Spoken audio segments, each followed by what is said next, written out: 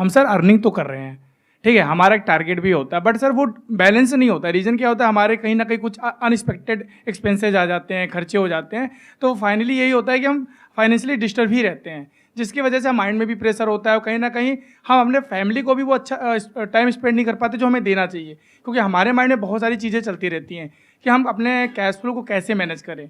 सबसे बड़ी प्रॉब्लम यही है आज के टाइम पे सर। तो आप ये कहना चाह रहे हैं कि cash flow management is a big problem आज की डेट में, specially for middle class, right? Yes sir. I hope most of you are from middle class. आप में से कितने लोग हैं जो मिडिल क्लास से हैं? एक बार हाथ ऊपर करिए।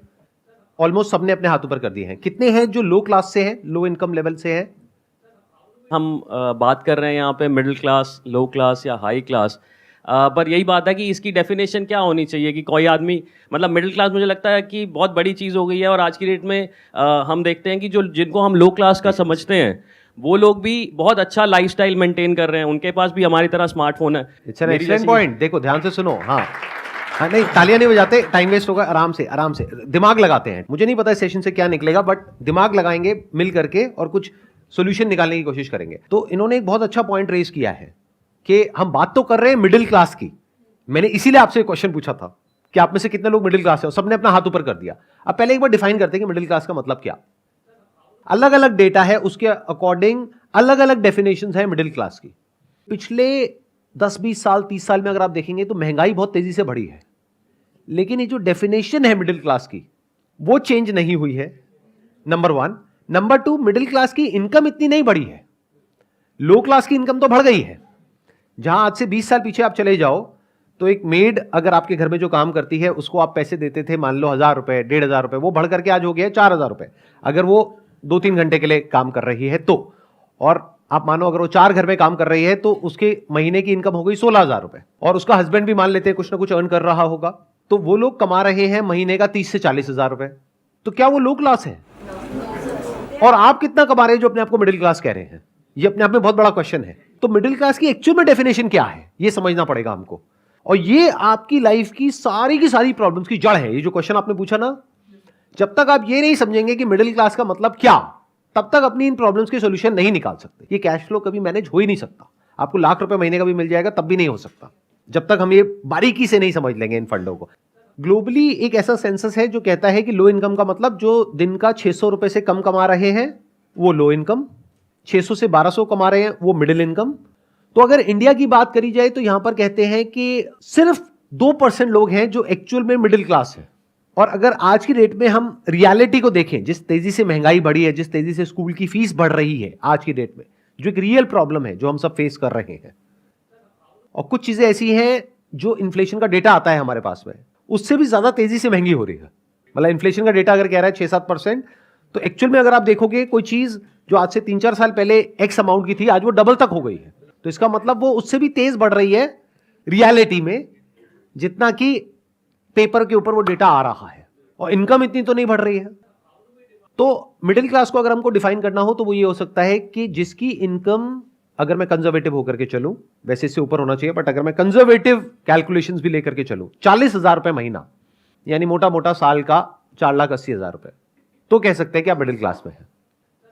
तो अगर आपके घर में आप कमाते हो लेकिन आपकी वाइफ नहीं कमाती है, आपके बच्चे ऑब्वियसली नहीं कमाते हैं, तो अगर आपकी इनकम है लाख रुपए महीना, तो हाउस होल्ड में कितने लोग हो गए जो आप पे डिपेंड हैं? 3 और लोग हो गए, मतलब टोटल 4 लोग हो गए। तो 4 से डिवाइड कर दो 1 लाख को, तो कितनी आ गई? 25,000 रुपए महीना। तो आप मिडिल क्लास नहीं हो, आप लो इनकम ग्रुप में आते हो।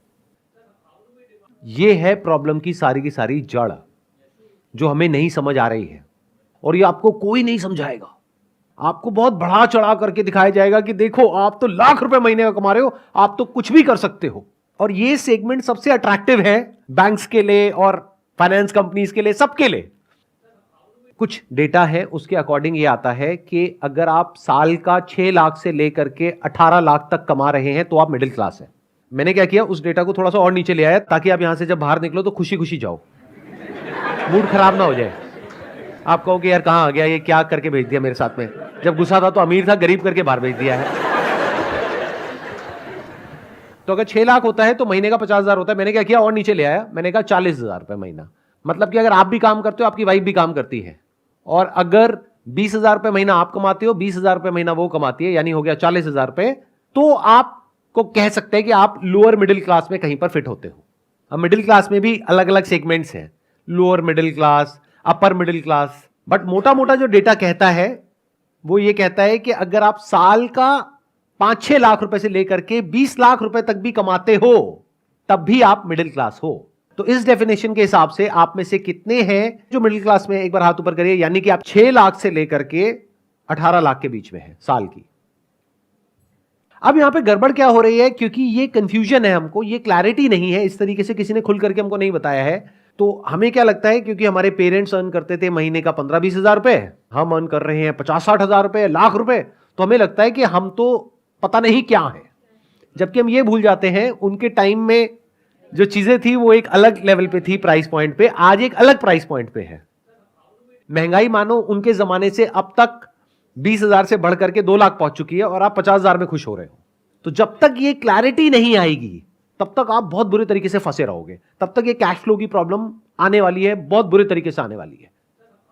आपको गलतफहमी क्या है कि अगर आज मेरी इनकम है 50-60 हजार रुपए, अगर वो 70,000 हो गई ना तो प्रॉब्लम सॉल्व हो जाएगी। हो ही नहीं सकती। मैं बता देता हूं क्यों। जिसको आप लोअर क्लास कहते हो वो एक्चुअल में लोअर क्लास नहीं रहे। अगर आप उनको ध्यान से देखेंगे, उनके हाथ में कौन सा मोबाइल फोन है। बहुत सारे लोग हैं जिन्होंने अपना घर तक परचेज कर लिया है, जबकि मिडिल क्लास में ऐसे बहुत सारे लोग हैं जिनके पास में अपना घर नहीं है और वो अफोर्ड भी नहीं कर सकते, क्योंकि उनका एक टारगेट है कि मेरे को इस लोकेलिटी में ही चाहिए, कि मैं मिडिल क्लास हूं, मैं यहां कैसे रह सकता हूं। बट लोअर इनकम में क्या है, उनके लिए ऐसा कुछ नहीं है बैरियर। तो उन्होंने अपना घर ले लिया है, मानो 5-10 लाख रुपए में कैसे भी करके जोड़ करके अपना घर ले लिया है। नंबर 1। नंबर 2, उनके लाइफस्टाइल में कहीं कोई कमी नहीं है, टीवी है उनके घर में, बट उनको यह गलतफहमी नहीं है कि हम मिडिल क्लास है। उनको क्लियर है कि हम लोअर क्लास है, जबकि एक्चुअल में देखा जाए आपकी डेफिनेशन के हिसाब से वो मिडिल क्लास है। देखना, ध्यान से समझना, जो डेफिनेशन सोसाइटी की है उसके हिसाब से वो एक्चुअल में मिडिल क्लास है, बट उनके माइंड में वो लोअर क्लास में फिट होते हैं, तो वो उसी के हिसाब से चलते हैं। मतलब बच्चे बेस्ट स्कूल में नहीं जाते, गवर्नमेंट स्कूल में जाते हैं। मिडिल क्लास में प्रॉब्लम क्या है, सबसे बड़ा आपका खर्चा क्या है, एजुकेशन, जो बहुत तेजी से महंगी हो रही है। क्योंकि हम क्या कहते हैं, हमको अपने बच्चों की एजुकेशन पे कॉम्प्रोमाइज नहीं करना है, तो हमको बेस्ट स्कूल में बच्चे को कराना है। बेस्ट स्कूल का मतलब क्या है, फीस की अपर लिमिट कोई है ही नहीं और हर साल बढ़ती चली जा रही है।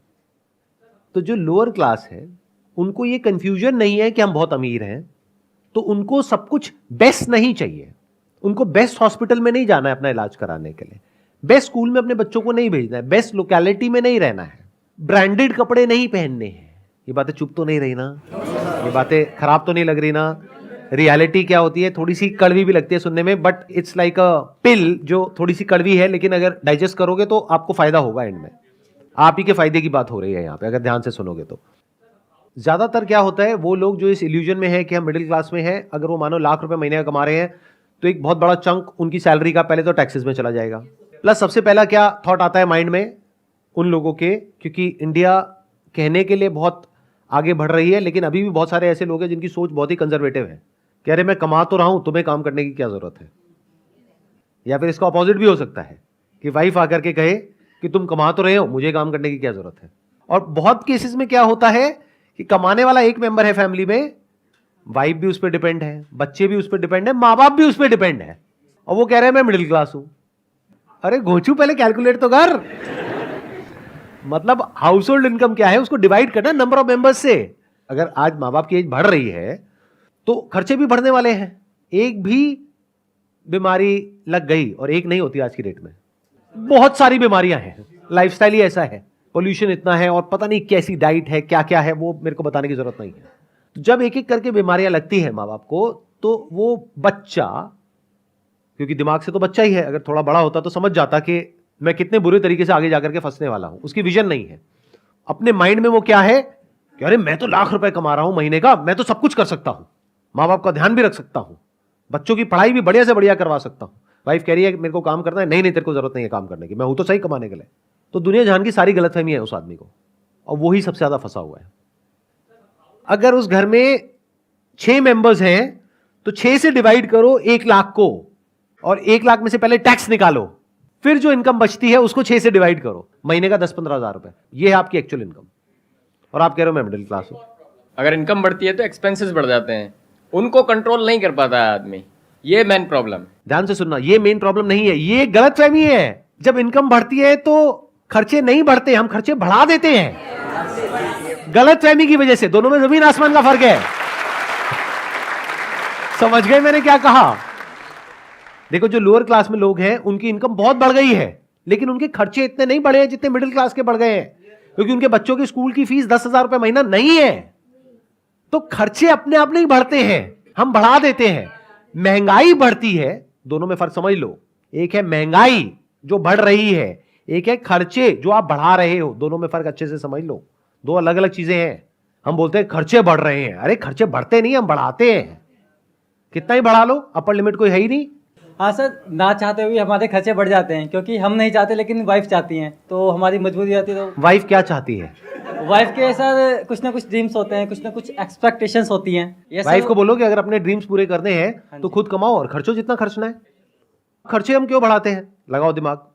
मतलब मैंने अभी कहा कि खर्चे बढ़ते नहीं है, महंगाई बढ़ती है, खर्चे हम बढ़ाते हैं। अब क्यों बढ़ाते हैं? गलत फहमी होती है कि हम बहुत अमीर हैं, जबकि एक्चुअल में नहीं है, और ये हमें कोई बताने वाला नहीं है।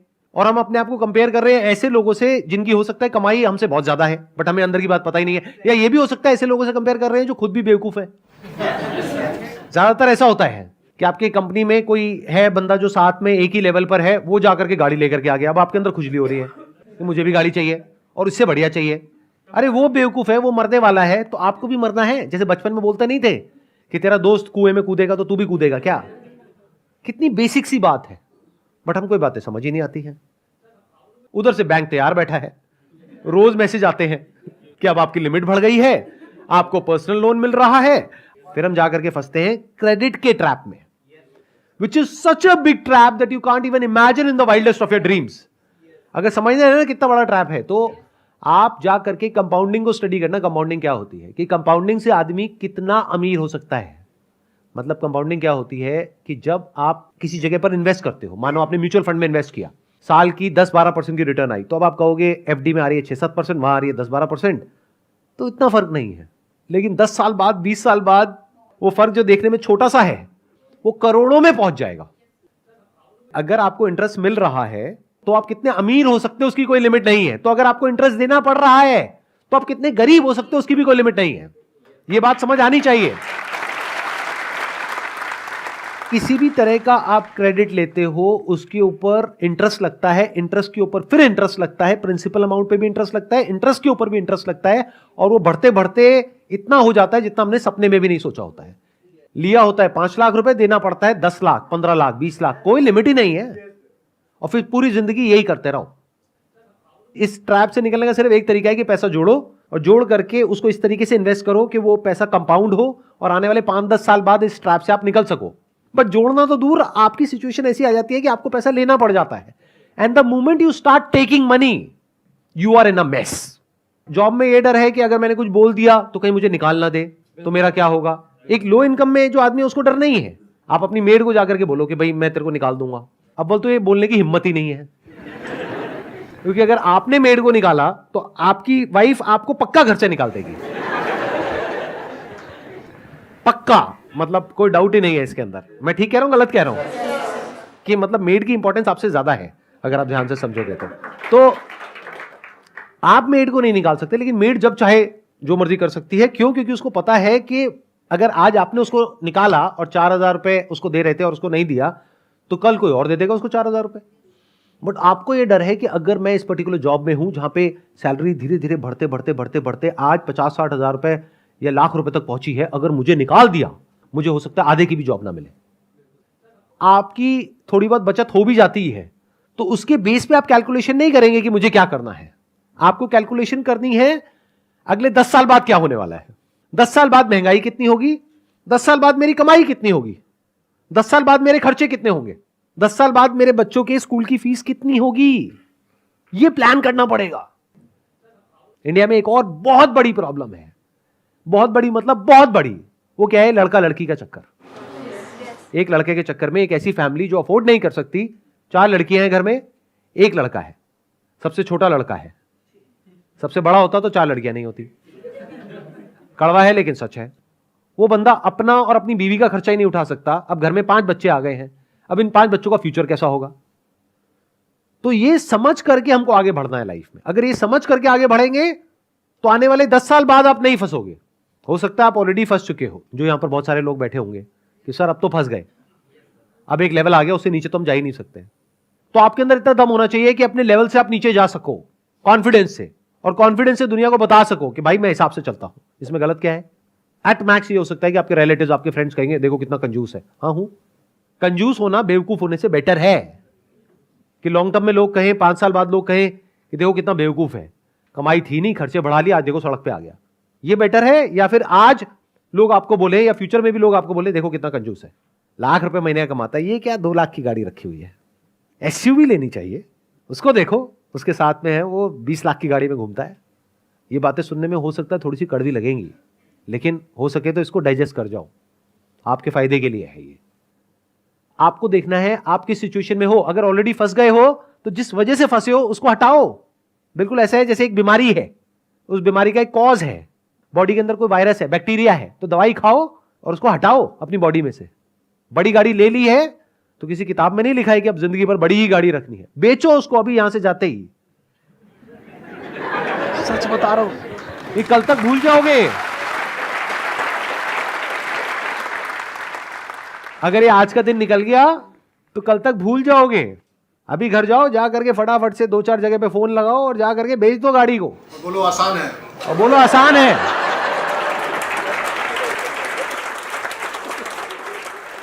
जैसे अभी आपने कैलकुलेशन समझाई कि डिवाइडेड को जितनी भी इनकम है टोटल, आप उसको पर्सन है जितने भी उससे डिवाइड कर दो। जैसे अभी मेरी 40,000 है और मेरी वाइफ भी 40,000 के, तो 80,000 मुझे सही लगता था। तो अब मैंने डिवाइड करा तो यार मैं तो 20,000 भी नहीं आ रहे, टोटल 6 बंदे। और इसी से एक रिलेटेड है कि जैसे भाई ने बताया, सेम मैंने अपने ऑफिस में गया, मेरी 5 साल पहले 30,000 थी और अब 40,000 के आसपास इनकम है। तो मैंने उनको बोला, उस टाइम पे मेरे 20,000 रुपये महीने सेव हो जाते थे, थोड़ा सा बैंक बैलेंस भी ऐसा नहीं है। तो मैंने उनसे बोला सर अब मेरी 2 गुड़ियाँ हैं, एक का भी अभी प्ले स्कूल में एडमिशन करा है, तो थोड़ा सा आप देखो अप्रेजल का भी मत है। कह रहा कंपनी नहीं निकाल रही, यही अप्रेजल है।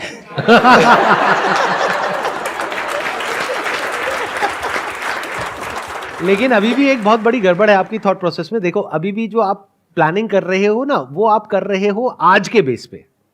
ध्यान से सुनो मेरी इस बात को, फाइनेंशियल प्लानिंग कभी भी आज के बेस पे नहीं करी जाती है। आने वाले 5 साल बाद, 10 साल बाद, 20 साल बाद क्या होने वाला है उसके बेस पे आज फाइनेंशियल प्लानिंग करी जाती है। फिर चाहे वो सेविंग्स हो, चाहे एक्सपेंसेस हो, चाहे इनकम हो, सबकी प्लानिंग पहले से करी जाती है। अभी तक मैंने जो भी कुछ कहा है, आई होप कि आप में से बहुत सारे लोगों को कुछ क्लैरिटी आई होगी, कुछ अंडरस्टैंडिंग आई होगी। तो अब क्या आप कुछ ऐसा सोच रहे हो कि आज मुझे घर जाते ही, आज या कल के अंदर अंदर कोई स्टेप उठाना है, तो वो स्टेप उठाना है तो वो क्या है? Sir, I'm a doctor by profession. I'm ENT surgeon, head and neck surgeon, and my wife is also doctor. We have 2 cars. I'm going to sell like 1 car. पक्का? बहुत बढ़िया।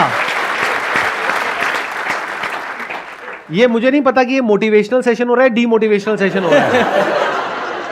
क्योंकि मोटिवेशनल सेमिनार में होता है I am going to purchase 1 car. अब और बताइए, और कौन है जो यहाँ पे कोई स्टेप्स उठाने वाले हैं? सबसे पहले तो सर मैं अपने फैमिली मेंबर्स और मेरे जो फ्रेंड्स हैं उनको मैं ये बताऊंगा कि भाई मैं मिडिल क्लास नहीं हूँ, मैं गरीब हूँ।